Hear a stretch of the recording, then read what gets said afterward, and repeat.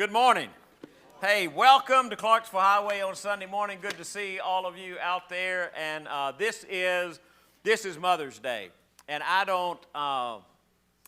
be honest with you, I don't know what you think about on Mother's Day. And to be very honest with you, and I guess it's okay for me to be honest with you guys, right? You've known me for a long time.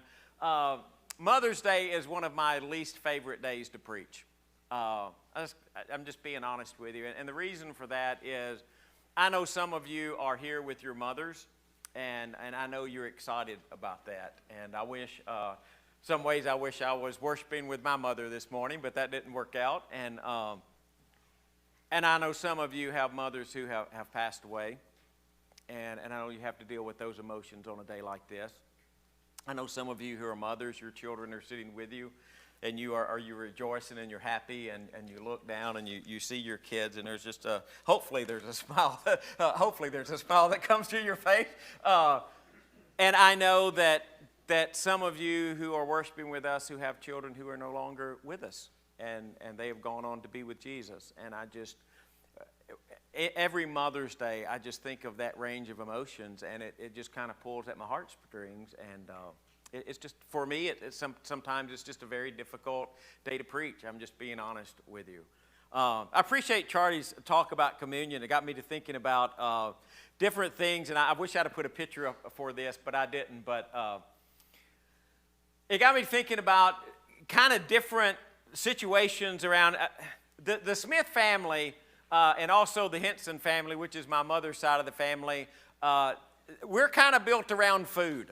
Now, I don't know if that's just a Southern thing, because a lot of your families are built around food as well. And as Charlie was talking, I was thinking about things that I remembered about my grandmothers, because when I think about my Mother's Day, I don't think about just about my mom and my mother-in-law. And I have a great mother, by the way, and I have a great mom-in-law. She's going to be listening to this later. Just let her know I think she's wonderful too. But I think about grandmothers, and at my mom's grandmother's house, the thing that always comes to my mind is fried rabbit. We had a lot of fried rabbit. My grandfather raised tame rabbits, and there'd be rabbit killing day, which was not always my favorite day. But then after rabbit killing day, there was the morning, grandmother could put this breakfast spread on the table that you just, it's the things that legends are made out of. Okay, and it was just, I just always remember, because it was all family, and the family gets together and gathers around that. And I know this is kind of a weird thing, but the thing I most remember is did y'all have grandfathers that did this? He poured his coffee out in the saucer, and then he would drink it from the saucer. And I never drank coffee then. I was like, what is that all about? I mean, why don't you take it out of a perfectly good cup and pour it in a saucer where you have to slurp it out? That just doesn't seem to be the way to do it. Does anybody know why they did that? To cool it. It was too hot because they had boiled it. So now with all our fancy Keurig machines, we don't need to do that. But I remember that. So I'm going to tell a story on myself that I didn't plan to tell. So anybody know what a buffalo is? Buffalo. Tell y'all know what a buffalo is. We would go to my dad's mom's house. We called her Mamaw, and we would have fish. And that family ate a lot of fish and fried squirrel, but fish. So we would go there to have fish, and on the way, young, probably 10, 11, you ask what kind of fish are we going to have? Or what we're going to have to eat, and we're going to have buffalo. Like, okay. And I would get there, and I would start eating that, and I would think, man, that looks a lot like a fish. But they said it was buffalo, and I'd been to school, and I'd seen pictures of a buffalo, and a buffalo looked like a great big cow, right? But what I was eating didn't look like a cow, and I was like, buffalo, that can't be buffalo, but I'd eat it. And I'd think, now this is just telling the story on myself, okay? It's not very a smart story. It shows you how slow I was to grasp reality when I was younger. So we'd go back, and they said, we're going to have buffalo, and I think, okay, buffalo, looks like a fish. Anybody ever seen a buffalo fish? Yeah. So one day I'm fishing with my grandfather, and I catch this big ugly fish, and I say, man, what in the world is that? He said, a buffalo. And I thought, oh, isn't that something? Yeah. Now I'm with you. But when you think about moms, I don't know what you think about. I have to be honest with you. I am very, very fortunate And I know I'm fortunate, but I'm fortunate I have had really, really good grandmothers. I only remember one great-grandmother, and some of you can, maybe you can relate to this. The only thing I can really remember about my great-grandmother is where she lived, and she dipped snuff, and she would spit in the little thing, ting, ting. That's all, I mean, and I remember what she looked like, and I remember her funeral. But, I mean, I was very young.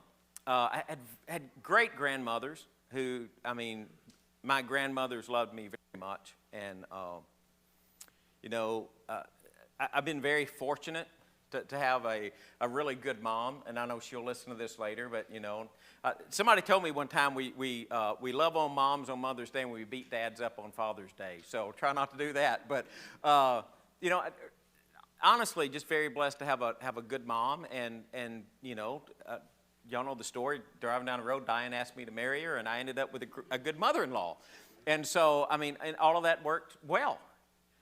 But when you think about moms, what kind of things do you generally think about? And then you start looking at the text and you're thinking, okay, what kind of lesson is a good lesson for Mother's Day? And I struggle with that sometimes, just being very honest with you. So today I thought we would just kind of compare two moms. And I don't want to make one really bad and one really good, although it's going to seem that way. It's not really my intention. But it's just two mothers who encountered two situations in life that were different situations, but they reacted to those differently. But the way that they reacted to those situations had a great impact on their family. And there are two stories that you very easily know, so I'm not going to be teaching you anything new. I'm just going to be helping you remember stuff that you already know. The first one is Eve. And I mean, if you know the Bible, you probably know where I'm going with this, okay? But the first one is Eve. And Eve, you know, first she demands a great respect from us because she is called the mother of all the living. And I love that verse. Adam called his wife's name Eve because she was the mother of all the living. And so, you know, Adam and Eve, first man, first woman, first family. And in the very beginning, you can find this in Genesis chapter 3. You can turn there and kind of follow along if you want. Adam and Eve are in the garden. And the serpent comes along, and the serpent is more crafty than any of the beasts of the field. And you know the story. He comes along, and he asks Eve this question. Did God actually say, you shall not eat of any tree in the garden? Now, first, did God actually say that? Y'all can talk back, by the way. It's not one-way communication. Okay, that's not what God said. And Eve acknowledges that. She said, she says, we may eat of the fruit of the trees in the garden, but God said, you shall not eat of the fruit of the tree that is in the middle of the garden, and neither shall you touch it, lest you die. But the serpent said to the woman, you will not surely die. For God knows that when you eat of it, your eyes will be opened, and you will be like God, knowing good and evil. You know, that kind of gets me to the first tragedy. I don't know if this is working or not. Helps if you turn it on, I think. Okay, still doesn't work. Okay, so here we go. The deception. Eve encounters the serpent, and she encounters this incredible deception. What is it that God told you? And he gives her these two statements. You will be like God. And there's a part of that when she listens to that, this kind of pulls on my heartstrings because Eve was already like God. So God created man in his own image. In the image of God, he created him, male and female, he created them. And I got to thinking about the way that he does that and the way that he says this.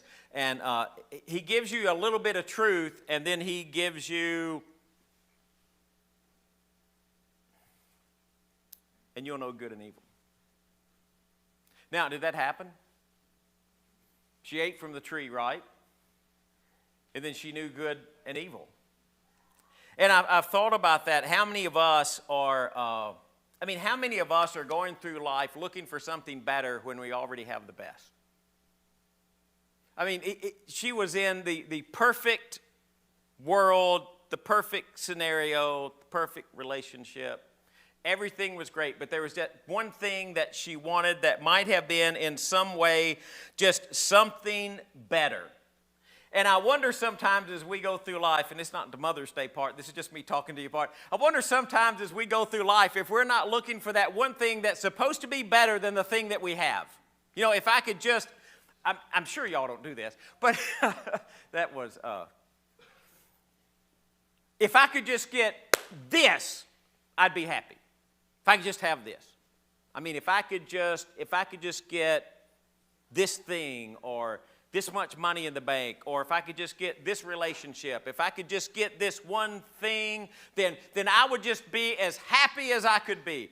And what we find out usually is when we find that one thing, what do we find out?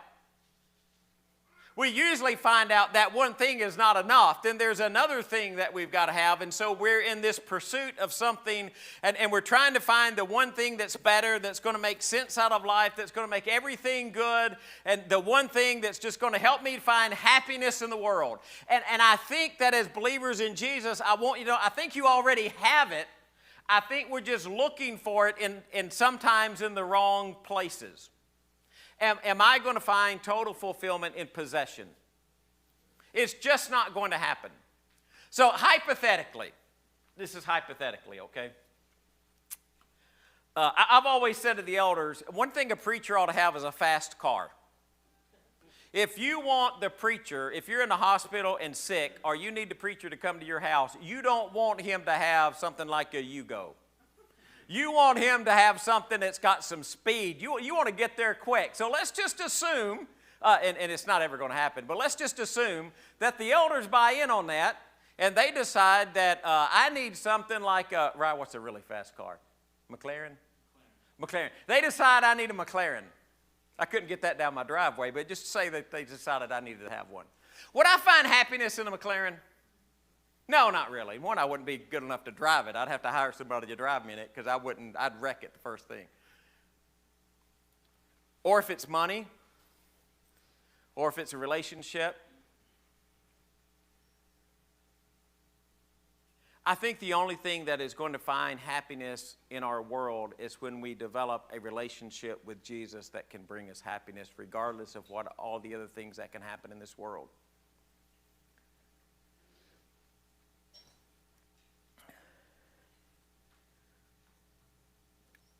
At the end of the day, and by that I mean the end of my life, the only thing that is going to matter is my relationship with Jesus.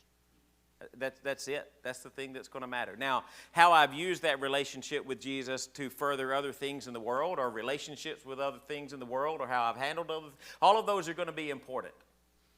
But at the end of the day, most of the things that I look at to make me happy aren't the things that are going to make me happy. Eve listens to Satan, and she listens to this. Well, there's one thing, and here's kind of the deception. God is holding back something from you that's really going to make you happy. Now, God don't want you to do that because he knows it's really good for you. And it was a lie. God knew it was better if they did not eat from the tree of the knowledge of good and evil. And the second tragedy is just simply she believed the lie. She believed it. She said, oh yeah, that's the thing it looks good. It looks good. I think that'll make me happy. So she goes outside of what God has said, okay, look, this is where happiness is. And now Eve is going outside of that thinking, no, that real happiness is here, and she believes it. And then she eats from it, and her eyes are open, and she gives to Adam, and his eyes are open, he said, God knows that when you eat of it, your eyes will be open and you'll be like God, knowing good and evil, and she eats it. And then there is that knowing of good and evil and the choices that come with that. So it's kind of a lie and kind of a truth, but isn't that the way Satan operates? He gives you just enough of the truth to make it sound credible. And I think about that and I think, wow, can you imagine a world? What if the world never learned evil?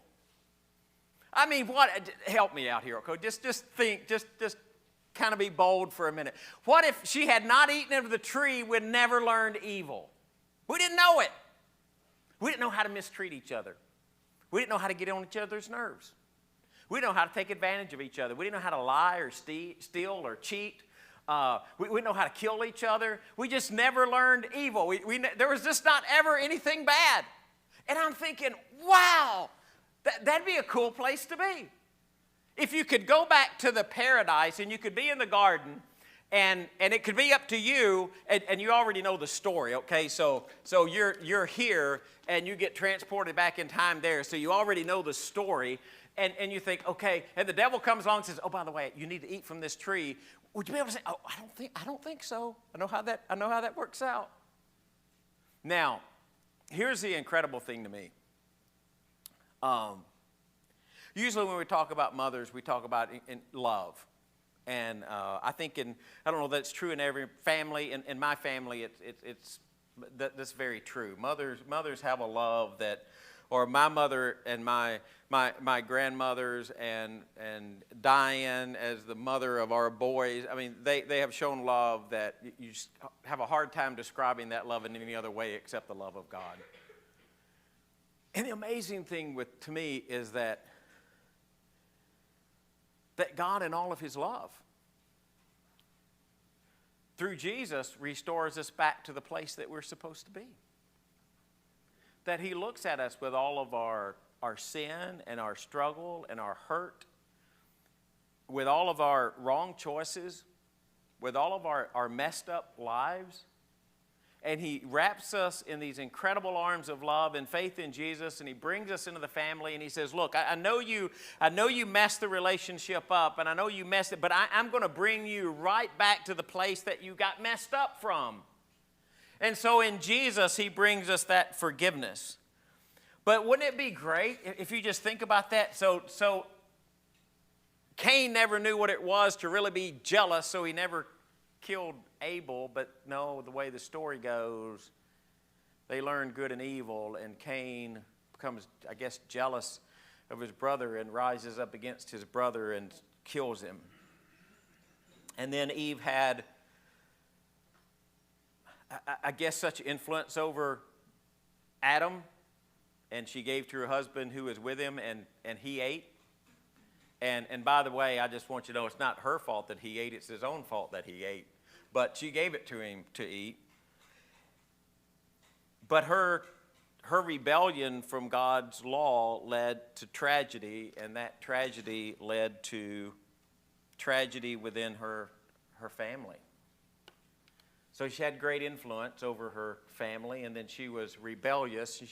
She ignored God, and when she ignored God, she set in this a motion of a change of events which impacted her family. And you look at that, I don't have any idea what happened there, but you look at that and you think, man, Now, again, in all of this, there's this incredible love, right? So God knowing, had already made provision. I mean, God in all his love, knowing how messed up we were going to be, knew he was going to send Jesus in the world to atone for our sins. So that incredible love of God still just amazes me. You know, and you turn to Luke, and I mean, if you're going to counteract with that something, I think about Mary. And so the angel comes to Mary in Luke chapter 1. And you know how this story goes, right? Gabriel goes to the city to Galilee, to Nazareth, to a virgin engaged to a man whose name was Joseph of the house of David, and the virgin's name was Mary. And he came up to her and said, "Greetings, O favored one, the Lord is with you." And she was greatly troubled at the saying, and tried to discern what sort of greeting this might be. And the angel said to her, "Do not be afraid, Mary, for you have found favor with God. And for behold, you will conceive in your womb and bear a son, and you will call his name Jesus, and he will be great and will be called the Son of the Most High, and the Lord God will give him the throne of his father David, and he will reign over the house of Jacob forever, and his kingdom will never end." And Mary said to the angel, "How will this be? I'm a virgin." And the angel said to her, "The Holy Spirit will come upon you, and the power of the Most High will overshadow you, and therefore the child to be born will be called Holy, the Son of God." And he goes on and talks about Elizabeth for a minute. And Mary in verse 38 says, Behold, I am the servant of the Lord. Let it be to me according to your word. And the angel departed from her. That is amazing to me. That Mary said, just let it be to me. Whatever your word is. That if that is your word, if that is your desire, if that is your plan, then let it be according to your word. And you look at the things that happened with Mary past that. You know, in one way I put up there, she didn't question God's command. And what I mean by that is she didn't say, well, I don't think so, God. I don't think we need to do that. I mean, there was a question, probably a pretty legitimate question, right? Okay, how's that supposed to happen, God? But that's kind of more of an inquisitive, I think, question than an objection type of question. It wasn't an objection type of question. She didn't try to change God's command. She just simply said, yes. She simply said in our language, okay. And you think about that and you think, okay, what a great example. What if all of us, and I'm not just talking to mothers now, okay, let's just get off mothers. Let's just talk about people. What if all of us just took the attitude, God, whatever it is that you want to do in my life, I am good with you doing that. Whatever it is. I'm along for the ride. Wherever you choose to lead, whatever you choose to do, however you choose to motivate, whatever comes along and like the things that are yours, then I'm willing to follow those. You know, you get to Luke chapter 2, and Jesus on the 8th day is circumcised according to the law of Moses. When it comes time for the purification, they bring him to Jerusalem and present him in the temple, and they offer the sacrifice according to the law of the Lord, a pair of turtle doves or 2 young pigeons, because they were poor. And in every one of those steps, it looks like Mary is following along and doing exactly what God has said to do as she raises her child. But Mary didn't have everything about parenting figured out.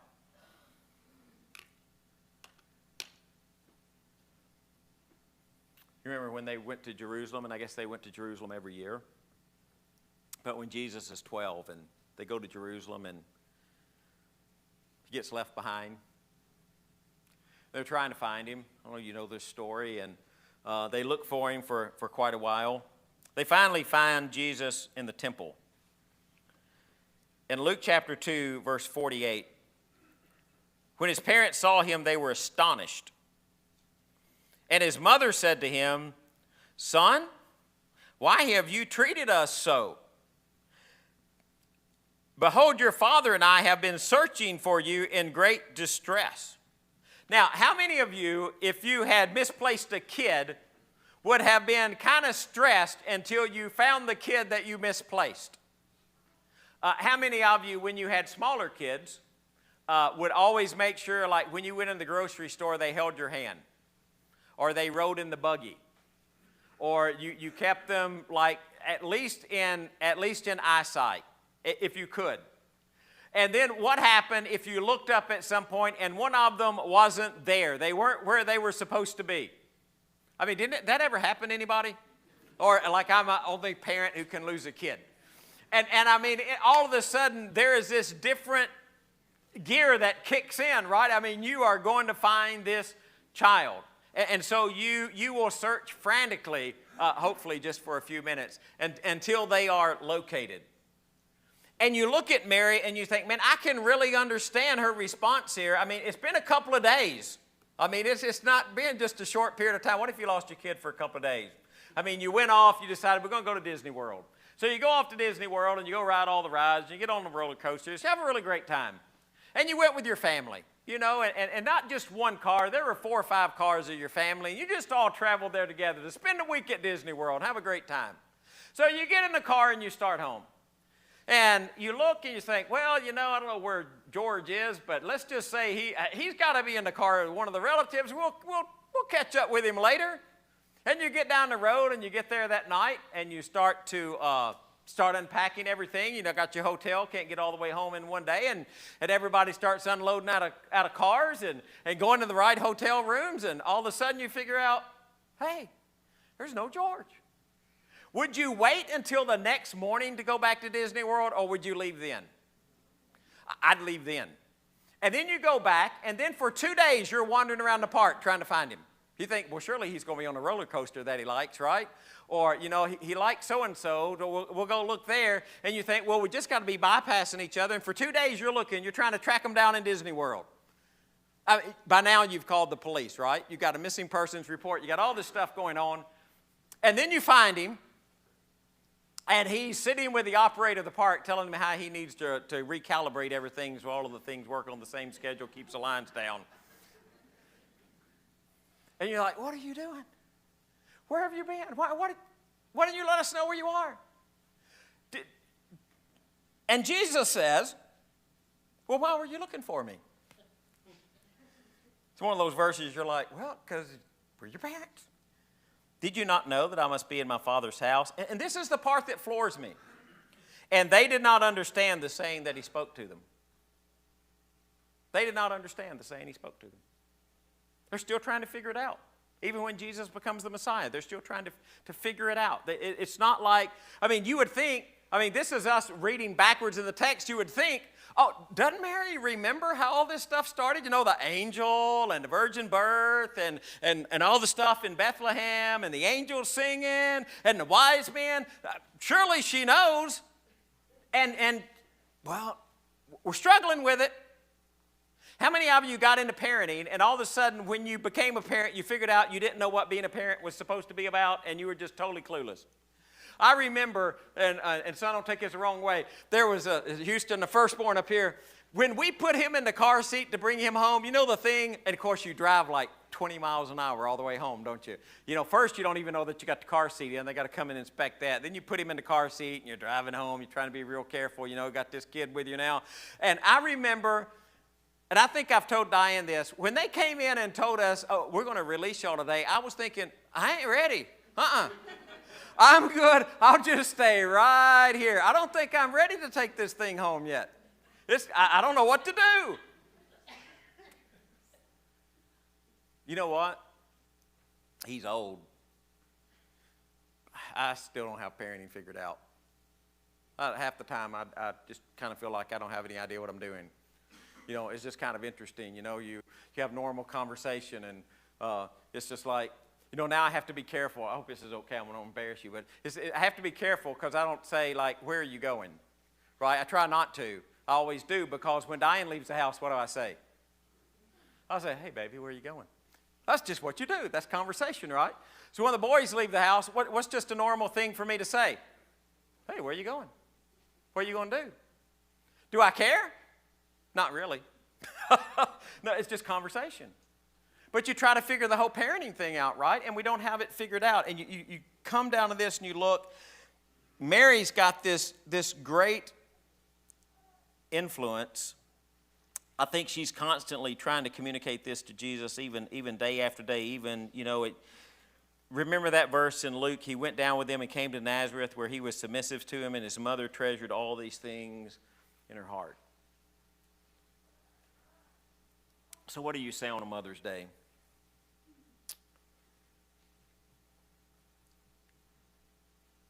What will you teach your children? What will your children learn from you? When your children are older and they reflect back on and today's Mother's Day, we'll talk about moms. I'll get on to dads in a couple of weeks. But and they reflect back on their mom, what would they say that their mom has taught them? Or what have they learned? Did they develop a real spiritual outlook in life? How will you influence them? What kind of traits will they have because they are your child, or what kind of behaviors will they have? What kind of view of life will they have? What kind of ethical system will they develop? What will your children become because you are their mother? How will you touch their life? And I know if you're sitting there and you're a mom, you think, hey, Greg, that's some pretty heavy questions. Sorry, we'll give heavy questions to Dad in like a month, right? But yeah, they're pretty heavy questions. In fact, they're really heavy questions. I wonder, and I think I can do this without choking up. 1,000,000 years from now, what will you tell your mom? million years from now, you're walking around in the garden of God. I don't have any idea what heaven's going to be like anyway, but I'm up there walking around. I know I'm walking the Appalachian Trail with Charlie because I can't get hurt. So I'm up there and I'm walking around. I'm not also not going to have to rest, take a tent, or worry about the bear eating me. So, and you're up there with your family. And you're walking down the street and there comes Mom. Will you look at her and say, you know what, thank you for instilling the right value system for me. Thank you for teaching me about Jesus.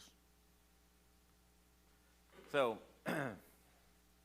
there is a pecan can that my mom uses, and she uses it to cut out her rolls and her biscuits. Now, it's not a very expensive pecan can. In fact, it's really, really, I think maybe it was a nickel when she bought it back in the 50s. And she poked holes in the side. And so when she and Dad had first got married, she got this pecan can and she started making rolls and biscuits. And she's always cut them out with this same pecan can for all of those years. And I've told her, said, one of the things I want, my brother's listening to this, so we're going to have to fight over it. So I want that pecan can. I want that pecan can. Now, could I go buy a pecan can? Could I go buy a better biscuit cutter? Okay, Rye says maybe. Why is that biscuit cutter important? Why is that pecan can important? Because it was her pecan can. Well, right now it's still in it till you die. So you're not taking it yet. So it's her pecan can. Why is that important? Because of who she is. And when I think about mothers and when I think about the ways that we're in, and that pecan can is okay. But you know, the greatest thing that she taught me has nothing to do with the pecan can. It has to do with faith in Jesus. Right? Christ. And not did we just give it to them with words, but did we live it for them? Did we show what that looks like in our life? Now, you know, we don't have parenting figured out, and we don't even have life figured out sometimes, but what us and unite us and make us what we could have never been without Him. And when I think of the love of God, I think about the love of mothers. And so if you're at a point in life, you need God's love. I mean, you need a relationship with Jesus that you just do not have and you haven't developed it. And maybe today's the day that you start that, or maybe you went off and you just kind of lost your passion or your desire or your direct. Or maybe all you need is, it's a great thing, it's not just all you need, it's the most important thing you can do. Maybe you're just at a point in life you just say, I just need the church to pray for me over something. And even if you don't want to tell us what it is, it's okay. If you just want to tell us what it is, it's okay. If you just want to come up here and say, hey, you know what, I need the church to pray for me, and I'm not going to tell you why, just pray for me. God knows why we're praying for you, and it's okay. Come up and let us have that opportunity to share with you and help strengthen you. So thank you for being here on Mother's Day, and if you need to respond in some way, we're going to ask you to do that while we stand and sing.